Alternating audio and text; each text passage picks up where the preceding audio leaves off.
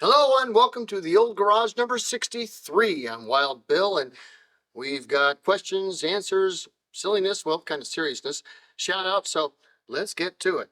So, first question came from the used cars special.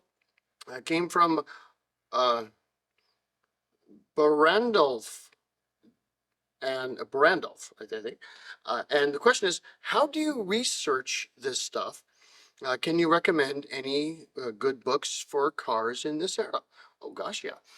Well, let's start with David Burgess Weiss. He was president of the RAF, the RAF, sorry, RAC, Royal Automobile Club, for a good chunk of the latter 20th century. He wrote a number of books. The Encyclopedia of Automobiles, a great one of his. Classics of the road. I mean, he's written many books. I have plenty of them. I mean, one of my first books I ever got back in the early 70s was one of his. He's good. Peter Roberts. Oh, yeah, Peter Roberts. He's here. This is a good book. If you're looking for an anthology type of book, this is a good one. Veteran and Vintage Cars. Uh, and there's, if you're looking for kind of an anthology, of the industry. Now, if you're looking for something more specific about a person or a particular make or model or even a specific car, now you've got a lot of different resources for there. There's one, like for example, this one, yeah, here. Here's a great book on Scania Conclave if you want to learn about that car. But you have to get specific about what you want to learn about and what you want to research when it comes to getting into cars of that era, because you're going to find clubs. There's a lot of magazines and books written by groups like, the classic car, associations that are out there, the clubs. There's just so many publications from them.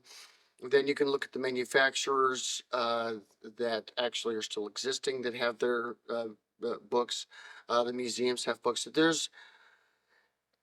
a lot of it's available online right now, frankly. I tend to do a lot of my research with my library and my computer in hand, frankly. I mean, I do look at Wikipedia. I mean, there's good information, if you're going, oh, where do I start? It's a good place to start, but it's not a place to finish. That's for sure. Because once you get into the other websites that are run by, the clubs or the museums, then you can dive deeper into more information online. And so, yeah, that's how I do my research. I kind of do both. As far as what books to get, really it's just what do you want to get out of it? Are you looking for a broad view or are you looking for a specific view? And both are definitely available. So, anyway, good question. Now, this was from the last of the Old Garage. The next one and this was from Rolf the Red. And he asked, fuel for steam is a fun subject as it fuels in general for me. Grin. So, given gas was like 50% octane in the early years and unleaded, or tetraethyl lead, do you know of any unusual anti-knock or notable engine accommodations before the 1920s? It's my understanding that in the early years, only race vehicles had leaded gas early on. Is that on track with what you know? Not Well, yeah, yes and no. As far as leaded, that literally didn't really come around till 1921, but it was because of the years of work they did prior to that. Because knocking When you have a low octane, and I did an episode called, a special on gas and explain in detail what octane really is, but just briefly, it has nothing to do with power. It has to do with volatility. It's how easy it is to get to burn. And the higher the octane, the easier it is to burn quickly and cleanly. So low octane fuels, the problem is that in a combustion of an engine, if it's a low octane, it takes a lot more pressure and a lot more heat, and it doesn't burn as evenly. And then, so when the engine continues to do its thing, well, the gas isn't done burning. And so you have all kinds of stupid things happen, the valve knocking, loss of power, problems with the engine, etc.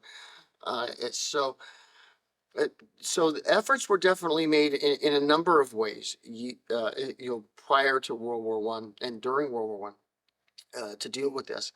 Some of it had to do with engine design.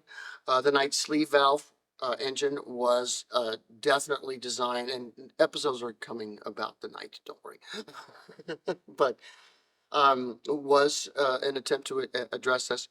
Another attempt was just to keep the RPM as low as possible, using your very low RPM T-head and L-head engines, where, the torque curve is, at, your 15 to 1800 RPM, so you're never going to have to rev it up. But of course, by 1912, Bugatti was building engines that could rev 5,000, so, that was a problem. Get good engine, fix that. But overhead valves, of course, you're going to rev higher. And so ethanol was tried at that time. Blending gasoline with naphtha, was another method that was used in the racing circuit, as you mentioned, how it was done in racing.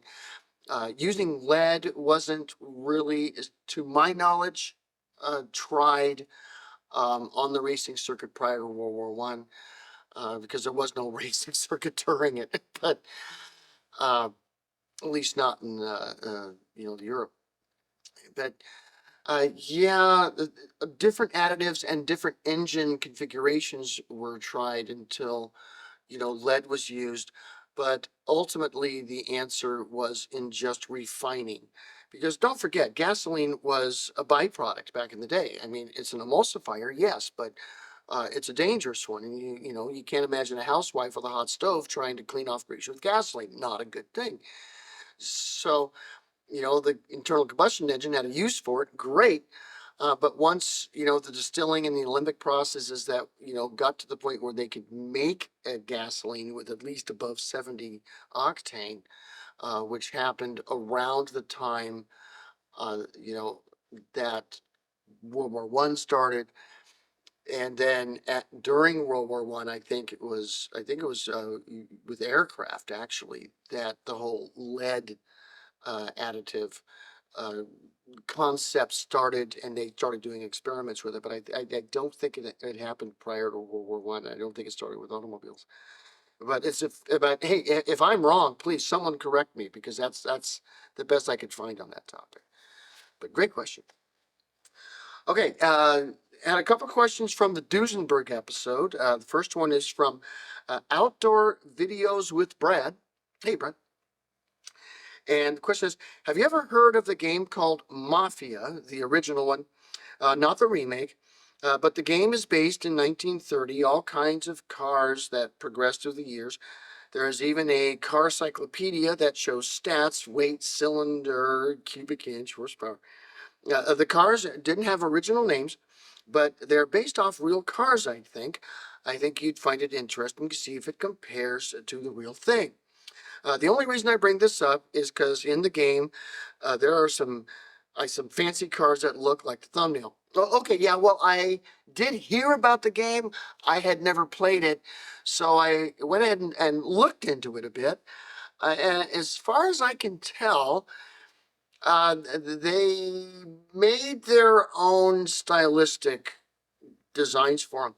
They borrowed a lot from Chrysler in their uh, car designs, both on the Imperial of 1931, 32, 33, as well as the whole aerodynamic issue that happened you know, 1934 and beyond. I did see in the video, in the pictures of them, what looked like could have been a Duesenberg boat tail, but it could have been an Auburn as well. They were homogenous in how they did it, and I don't know why. I mean, I don't think they were going to be fighting any patents unless they try to do something like a Cadillac or something. I mean, most of these companies don't exist anymore. But yeah, they are definitely from the era. A lot of the cars that I saw though are lean more towards 1934 to 36 in that era, at least in what I saw. But yeah, cool cars though, absolutely. But none of them were specifically depicted. I couldn't pick out any particular car, just it looks kind of like, which is, I suppose, why they described them with kind of like names. Makes sense to me.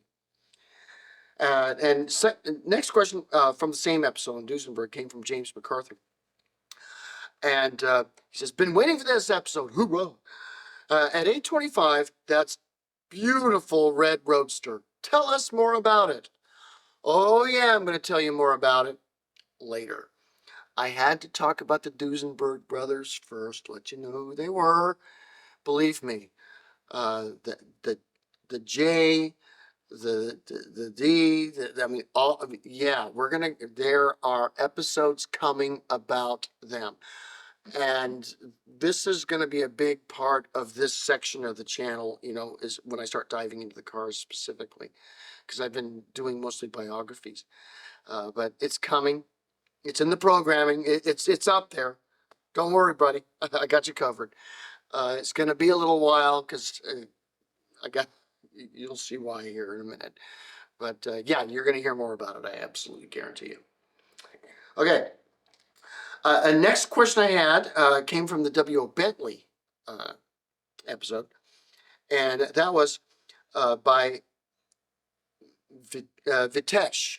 Vitesh, I assume. Yeah. Do you know anything about the ALCO car company? Yeah, I do.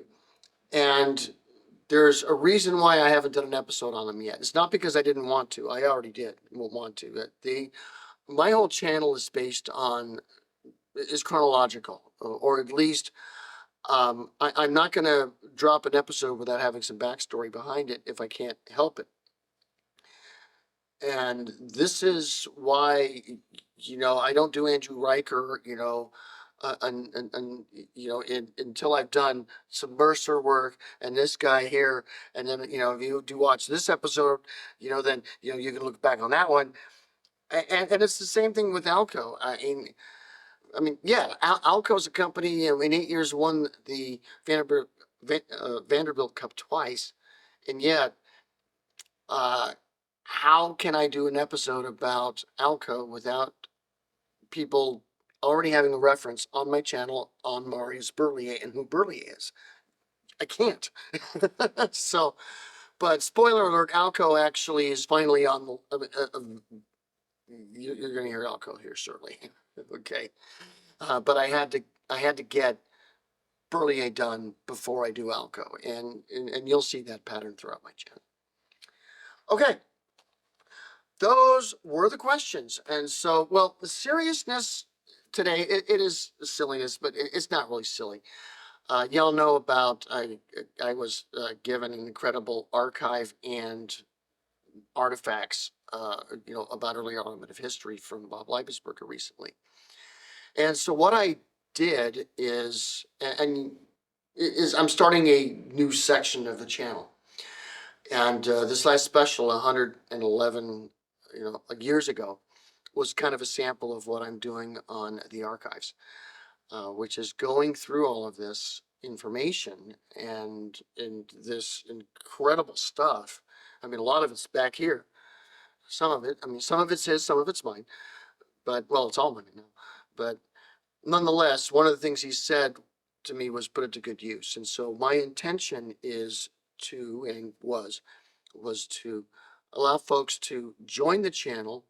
And if you do that, what's going to happen is that money, because I do get paid for that, is going to go into creating a website and a digital archive that will be available online, uh, of this, and for this archive to grow, okay, to include other, artifacts and other data from the early automotive age in whatever language. I don't really care. I've got a linguist in my house. So this is the goal. And that's why I started the membership, so that you can join. If you do join, keep in mind that all of the archive videos, they're in a playlist. They also, I can turn off the YouTube ads, at least as much as I can. Some of them, the YouTube enforce, whether I like it or not. But I turn that off. I turn off the monetizing on those videos, so I make them as ad free as I can make them, for folks that subscribe to the channel. And you get those once a week, and they're going to be all over the place because this archive is all over the place. So I'm just asking you, help me out. Let's build this archive together. And I will continue, of course, all the regular episodes, but folks that want to join up, you're going to be able to see those. And eventually, working together, we can make this website a real thing. So that is my seriousness. But, we have shout out, and it's a cool one. And this is Car Coach Reports. Now, Lauren Fix, what she does is she handles what's happening in the automotive world today. It's thorough. She knows what she's talking about. She narrates the channel. It's well researched on what's happening internationally right now with automobiles. Great channel. Highly recommend it if you want to be in the know. Okay? Because, hey, they're in the know. But that's what we have today for the Old Garage, and I will see you next time. Peace.